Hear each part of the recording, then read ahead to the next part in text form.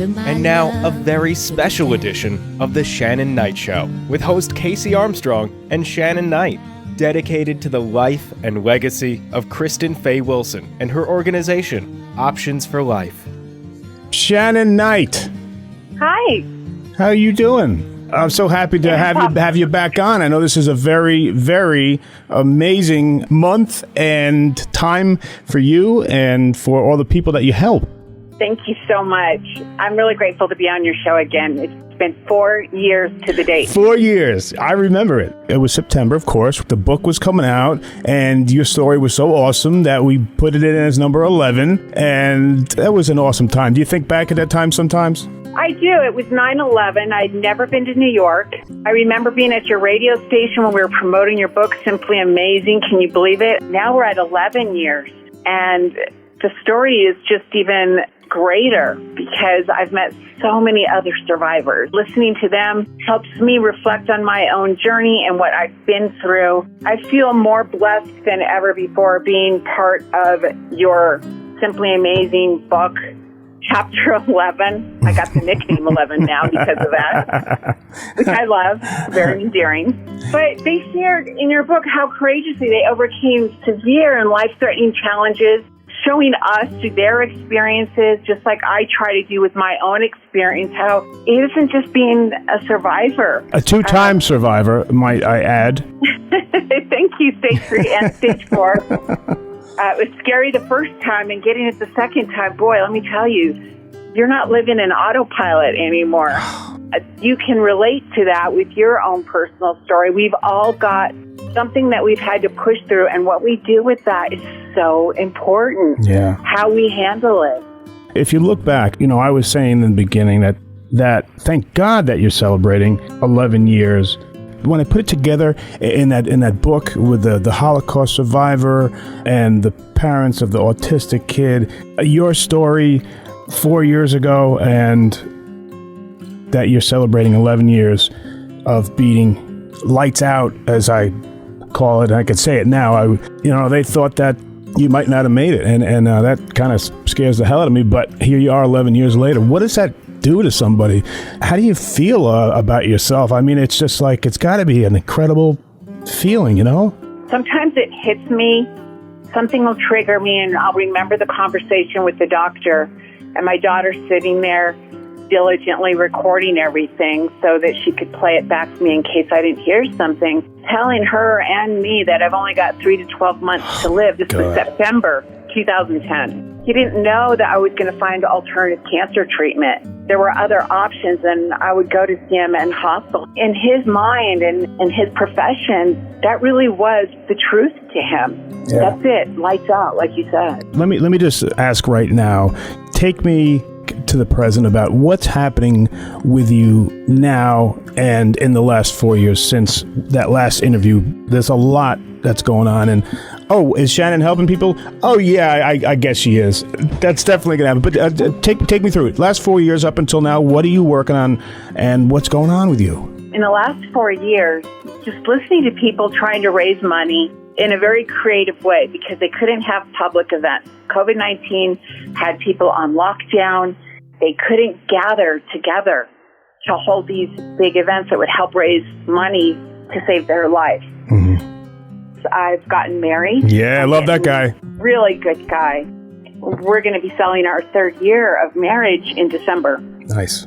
I have 7 grandchildren now. So Grandma's saying hello to Maddox, Emmy, Holly, Hudson, Liliana, Madeline, and Jack. I don't know if you remember, Liliana was born. She was born on my birthday, right? Yeah, I remember. Yeah, I do. This is awesome. It was really great. So I've been helping through Angels for Shannon, individuals who contact me how to raise money for their own cancer treatment when there's no options left for them. Can you talk about Kristen-Fay Wilson? It's been a long time, Casey, since we've done an event. 2019, when they had a golf tournament. And this is just a great time for us to get out again. People are starting to get out and about, and it feels really good to have that freedom to be able to hold an event like this. If this foundation, Options for Life Foundation, Kristen-Fay Wilson was a beautiful, thoughtful, compassionate woman. She was a precious sister to Mary Beth, a beautiful daughter to her wonderful parents, Richie and Mary Faye. When you talk to any of them, they always speak of her compassion and love for her family. Would have been a perfect interview, by the way, for either of your books. Kristen became through. I just know that she deserved to live just like I did. So I kind of go through a little bit of celebrating and guilt at the same time. I can't help it. When you hear how beautiful her heart was. Kristen, when she was diagnosed in 2008, like I said, it was a very rare type of cervical cancer. She went through major surgery and some very extensive testing. And this is a good reason why this organization is so important. She learned that her cancer was resistant to chemotherapy. Oh, my God. About that for a minute. When you get your tumor tested against all these different treatments and it's resistant to chemotherapy, the only thing that is covered out here in the United States is chemo, radiation, and surgery and some other drugs, hormone blockers. So even though her surgery was a success and she was deemed cancer-free, she still wanted to find healing therapies to strengthen her immune system. We know about being in remission.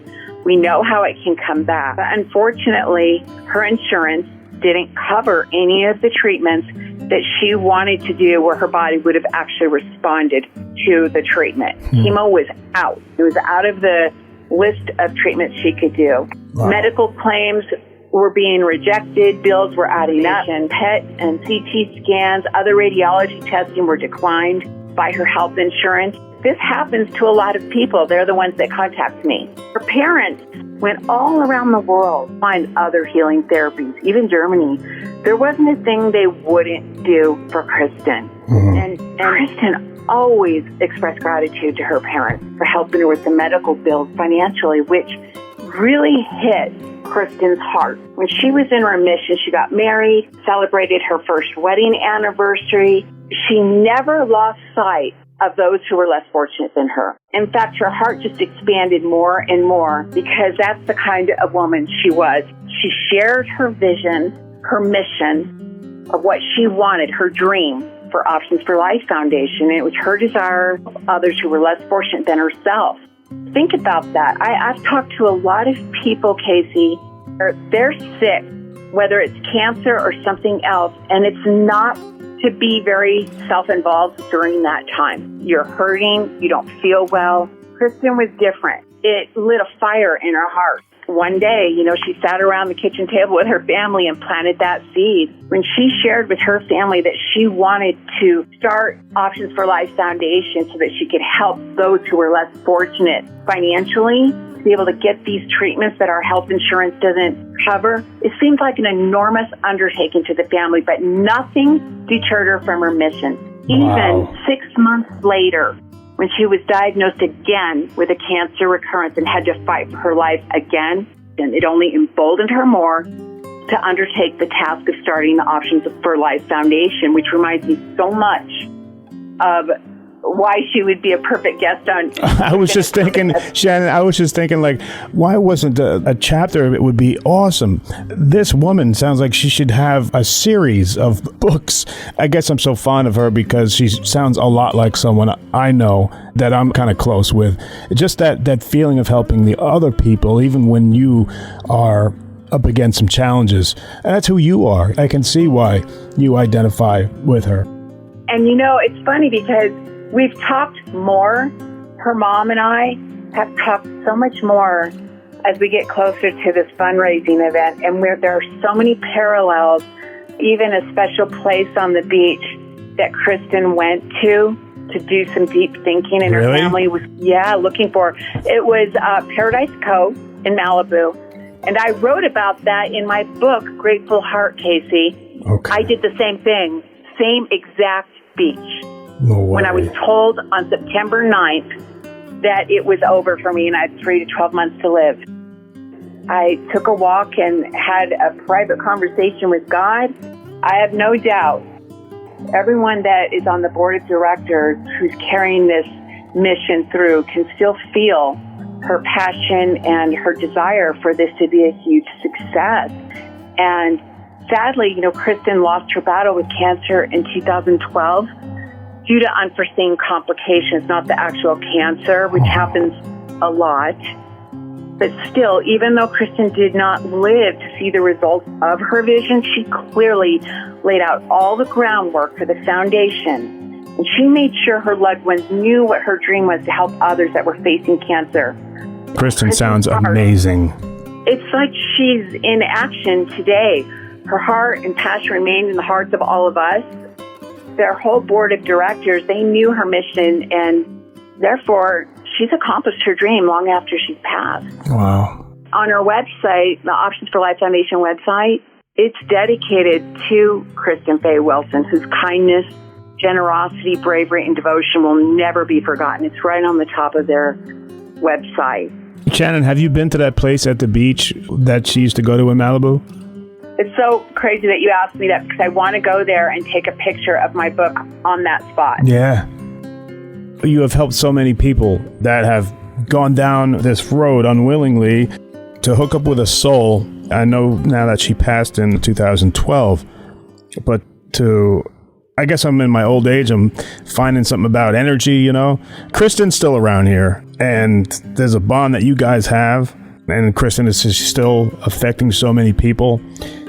Maybe we can't talk to her, or I can't meet her or interview her, but I got a feeling she's still around. Something else, when you interviewed me in 2018, my dad was fighting cancer at the time. He was stage 4. And he didn't want anyone to know, so it was really hard for me to be on your show. Oh, my God. When we were talking about survivors and not mention my dad. 8 months later, he passed away and lost his battle May 31st of 2019, that following year. Wow. The reason I brought up my dad is his name is Robert DeConti, and I can say his name now. He taught at Chaminade in West Hills, California, and there's a connection with Mary Faye and her daughter. Wow. We only just found that out. That is crazy. So when you talk about you're getting old and you think there's some energy and a connection, we're wondering the same thing. Like, how did we all connect? We were going through old emails and trying to figure this all out. Her daughter and my daughter doing some reflective thinking on the same exact beach, looking at the same exact rock that's known there. I mean, pick a spot, pick a rock, Casey, and you'll understand what I'm talking about. Pick a school, pick a teacher. These coincidences, what are they? Yeah, no, I know what you're talking about. So I feel the connection. Like you said, I feel I'm always trying to be respectful of people who have lost loved ones to cancer, their specialness of their situation. It's so hard to talk to people who have lost a loved one because it's a territory that you tread. There's just this respect and honor that I have where I've kept my mouth shut over the years. That's just the respectful person that you are. Like, I know what you're talking about, not as far as cancer goes, but I've been involved since I lost my best friend to suicide not too long ago. So I've been doing these walks. I did this out of the darkness in the city, and I went by myself. I didn't think I could walk 17 miles, but for Autumn, yeah, it felt right. And then when you talk to the people, I know what you mean. You want to be respectful. You don't want to say or think that you might upset somebody, but they're all going through what you are. And Shannon Knight, who has been through this, I don't think there's anything that you could say that would ever upset anyone, because everything you do is from your heart, and all you're doing is trying to help. I know that. Maybe I'm biased because I'm your friend, but that's just who you are, buddy. And I'll always be this way. The thing that I've gotten most out of this whole journey of cancer is make the best of each day, give the most, strive to be better than who you were the day before, and forgive quicker, and make your life purposeful. Make a difference. I think of my grandkids, and I think of my son and my daughter. I never would have done the things that I'm doing now if I had not had a diagnosis of cancer. There would be no Angels for Shannon. I did the same thing. I told my girlfriends that when I found out I was going to die. Angels for Shannon was to raise money for me, but at the time I said, when I die, you've got to keep Angels for Shannon going so that you can teach people how to replicate what you've done to raise money, and that gives them a chance. And then it ended up, I didn't die. And now I'm helping people for however long I have an opportunity to, till it's my time to go home. Oh, I know that's true. Shannon, can I ask you, how did you first get involved with Kristen's story and with Options for Life? A woman contacted me who was filling out the online application that they've got. She was interested in going to the same CMN hospital facility I went to for cancer treatment. Somehow, Mary and I connected just to talk about the hospital I went to because they had a board of directors vote which is the best candidate for this treatment. Mm-hmm. They have to be transparent about their finances and be willing to share that they really do need the money because there are a lot of people out there that want the money. Mary and I just talked. I really liked hearing her talk about her daughter. And again, that website, it's Options for Life, so it's oflfoundation.org. You can contact us to find out how they can volunteer or be part of an event. If they go to the sponsor page and look at the list of sponsors, when you become a sponsor, you're on the website. We're so grateful, and you're going to be listed on there. It's a very impressive list.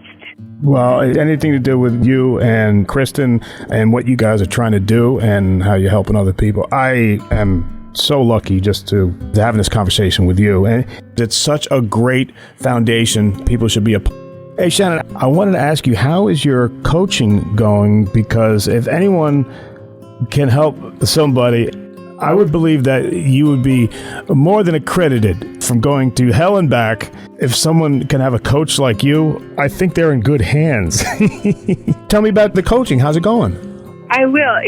It's fine-tuned. When I first started out, it was strictly just about dealing with past trauma that was left unresolved. Mm-hmm. And what I've done since then, when people go to my website, ShannonKnight.com, and click on coaching, I've developed a heart chart. And this heart chart is where you go back into time when your first trauma. I had a lot of trauma in my life. Yeah.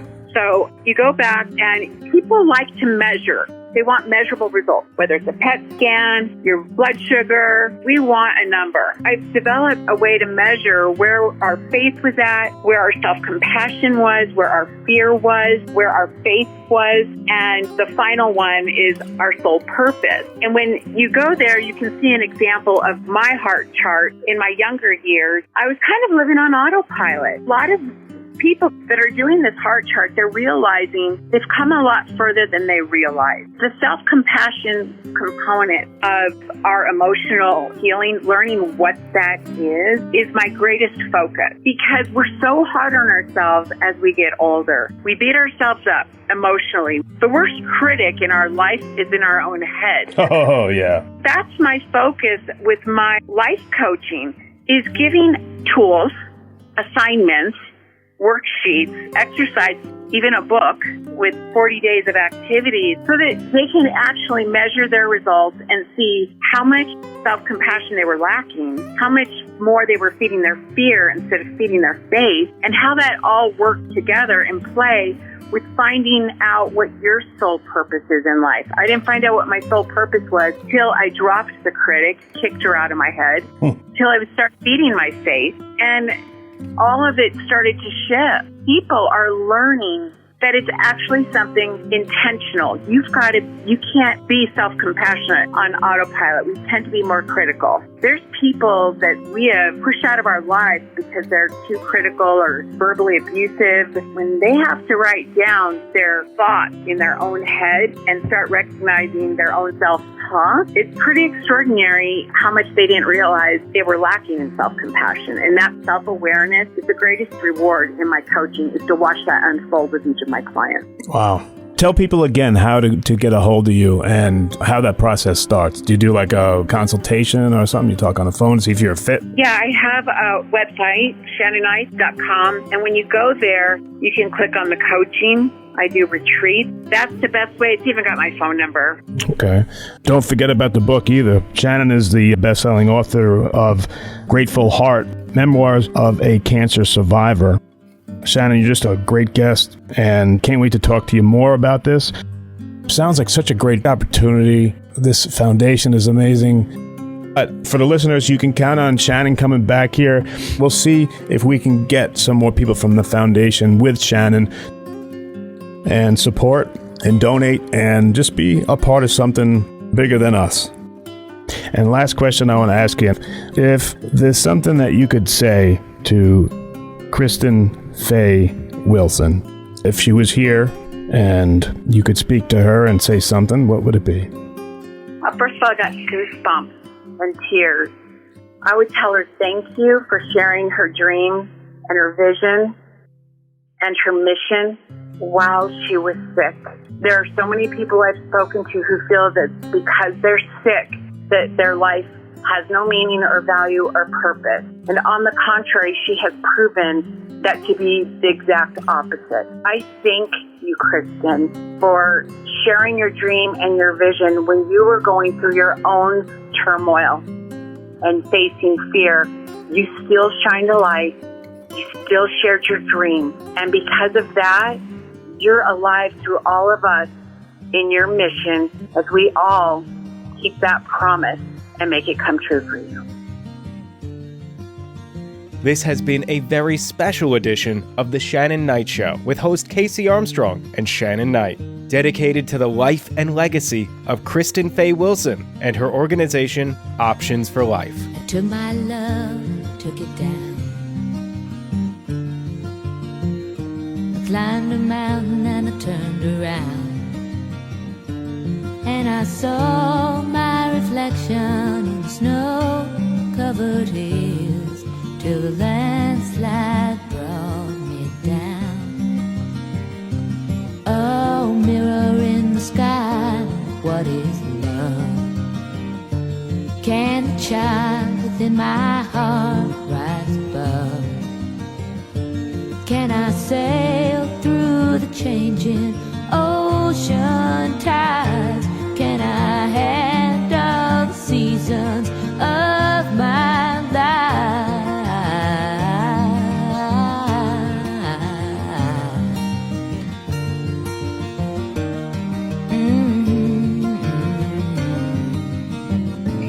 Well, I've been afraid of changing, 'cause I've built my life around you. But time makes you bolder, even children get older, and I'm getting older too.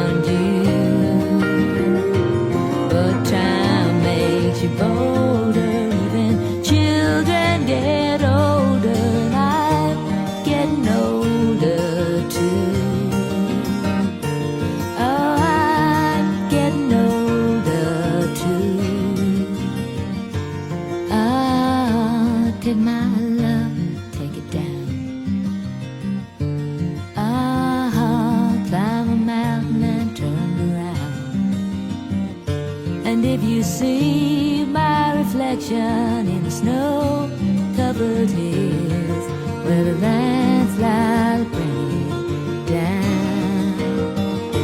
And if you see my reflection in the snow-covered hills, well, the